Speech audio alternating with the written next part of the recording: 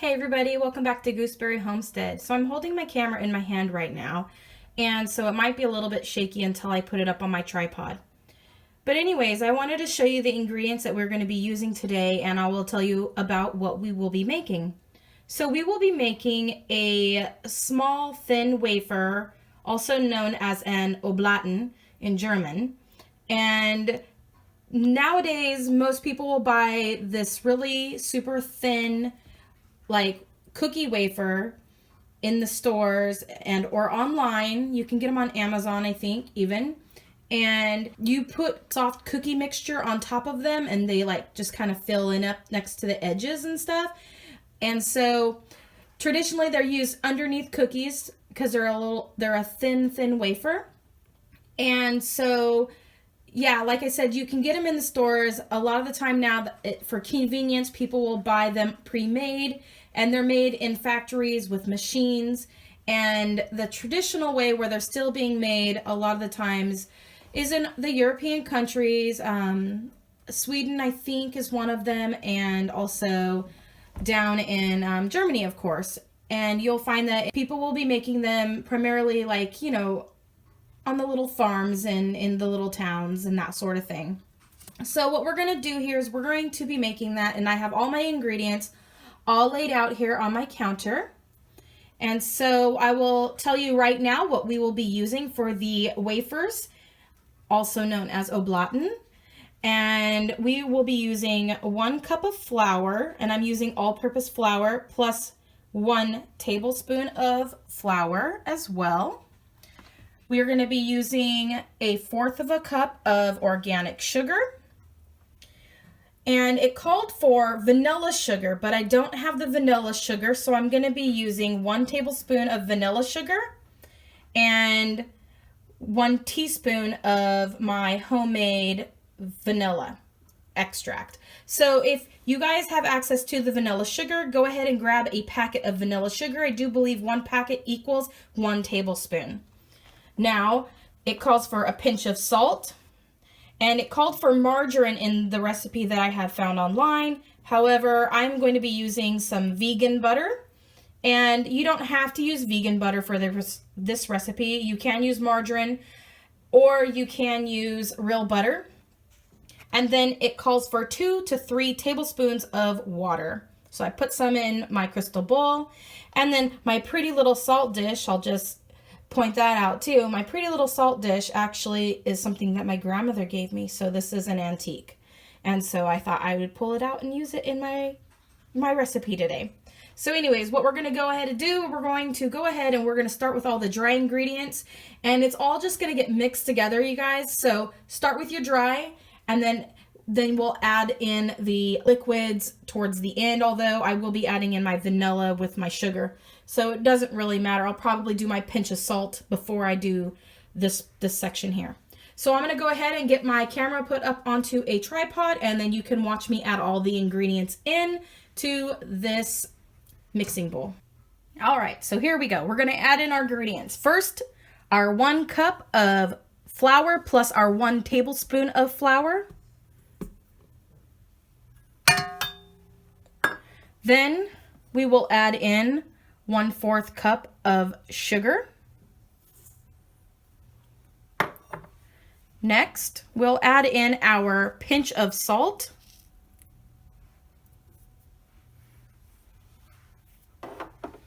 Now we'll go ahead and add in our tablespoon of sugar plus our vanilla extract. So I've got 1 tablespoon of organic sugar. Then I have my homemade vanilla extract. And we're going to do 1 teaspoon of vanilla extract. Maybe a little bit more. I dribbled a little bit. All right. Then we have 1/3 cup of vegan butter that I'm going to be using. It doesn't have to be vegan, you guys. You can use any butter that you want. Recipe called for margarine. I'm not too keen on margarine myself, but I'm doing vegan because of health reasons, because I am lactose intolerant. I have been eliminating a lot of dairy out of my diet, and I have noticed a significant impact because of that. So there we go. I've got the camera right here in front of me, so it makes it a little bit hard for me to move. All right, so now we're going to add in we're going to start with 2 tablespoons of water to start out with, because you want, when you mix the dough up, you want it to just be smooth, okay? So if we need a little bit more water, we'll add a little bit more water. If we need a little bit more flour, we'll add a little bit more flour. That's how that goes. All right. So we got our mixer going, and I have it on the low setting. So we're just gonna mix this up, and you can watch that. Now speed this up. I'm gonna go ahead and add in just a little bit more water, just a little bit. I'm gonna add the other tablespoon. So the dough has really come together now. And I'm gonna zoom that so you can see it. There we go. So as you can see, it's all pretty smooth. And now what we're gonna do is we're gonna go ahead and we're gonna take it out of the bowl, and then we're going to put it onto some cellophane, and we're going to refrigerate it for about an hour or 2. So now we're going to put the dough onto some cellophane. And you can see it's glistening. You can see all that butter in there. And it's nice and soft, but it's not like sticking to my hand. But we want this to go ahead and firm up just a little bit, so it makes rolling it out nice and easy. So we're going to go ahead and just wrap it up in some cellophane. And then we will put this in the fridge to chill for about an hour.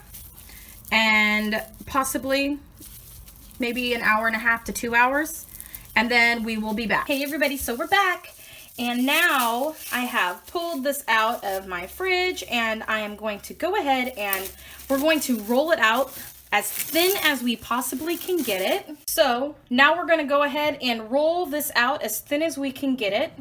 And what I'm gonna do is I'm going to actually break off just a little bit for video purposes, and just do just a tiny bit of it. Now I'm gonna coat it very well with some flour. I'm gonna make sure I have a good amount of flour down here so that it's easier to get it up off of the countertop. I'm just gonna gently roll this out. I'm finding that it's much easier to roll it out in smaller batches to do this. Don't mind my squeaky rolling pin here. Squeak, squeak. And we're just going to try to get it as thin as we possibly can get it. It is going to most likely be just a little bit thicker than what you would buy in the stores, because that's made with a machine, you guys. So yeah, try not to get flour on my floor here. Let me go ahead and push that back over that way. Now I'm getting it pretty thin. Yeah, so I'm going to try to get this as thin as I can, you guys. All right, and I'm probably going to need to use something to help, like a spatula, to help get it up off of the counter without ripping it. All right, so I'm going to move that out of the way because I got this little bit over here. There we go. That's pretty thin. So now we're going to go ahead and we're just going to make some cuts.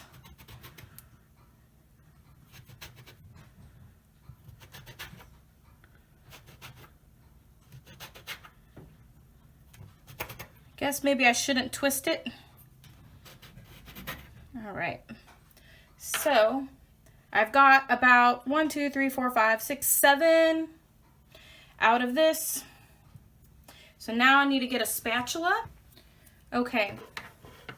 So now I'm going to pan this up a little bit, and we're just going to put them onto the cookie sheet. So we're just going to remove this from around. And this is pretty thin. Hopefully I can get them up off of the counter easily. All right.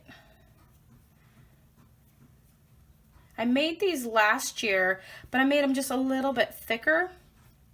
But I wanted to try to see if I could get them a little bit thinner. And I'm trying a different recipe this year than I did last year. So, all right. So now I'm gonna actually put a little bit of flour onto my spatula. And I'm just going to, I'm gonna come up here where you can see, and I'm just going to so gently just try to get this up. And I don't know if I'm gonna have success, but it will work with what we got. If we have to straighten out the shape, we will. Whoops. Oops-a-daisy. Real life, guys, real life. All right. So I'm just gonna kind of just gently massage it back into shape. All right, I got a little tiny hole there. Not a big deal. All right, so that looks pretty good. I'm gonna pinch that hole. There we go. I got the hole fixed. All right. So it's not like perfectly round, but you know what? It looks pretty good. All right. So now we're gonna put this onto the cookie sheet. And we're gonna go ahead and we're going to do all of them and put them all onto the cookie sheet. And when I have my cookie sheet full, then we'll put it into the oven at 325 degrees for 8 minutes. You want them to be lightly golden brown or just cooked, because you're gonna be using this again in the oven when you bake your other cookie mixture on top of it.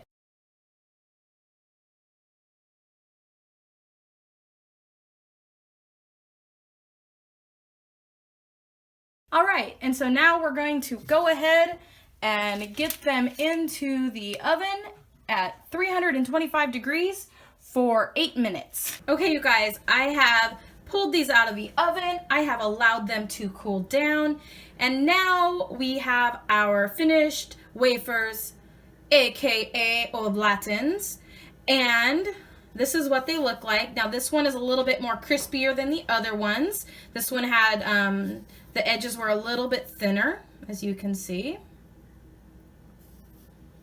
And I really prefer mine to be a little bit more like this, where they're just slightly golden brown on the edges and they're still thin, okay? So this is exactly what you're looking for in your Oblatens or Oblaten. I've also seen it written back Oblaten. So yeah, so this is what we're looking for. And what we'll do is on the next step for the recipe that we will be preparing, or I will be preparing, we will be creating a cookie mixture that will actually go on top of the Oblaten, and then they will be baked in the oven again.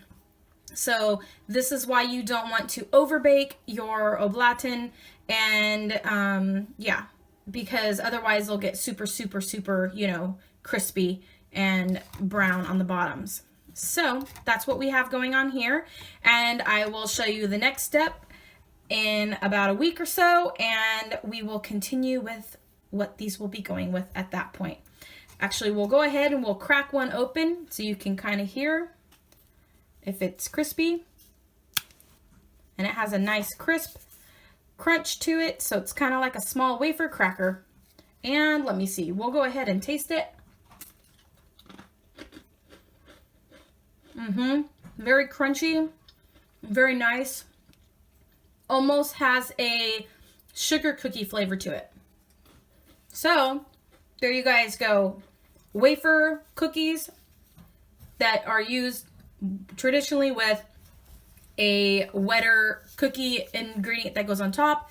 And I will see you guys again on another day. Thank you so much for watching my video. Like and subscribe to my video, and click the bell button so you don't miss out on any other videos. And you guys have a wonderful day. Bye!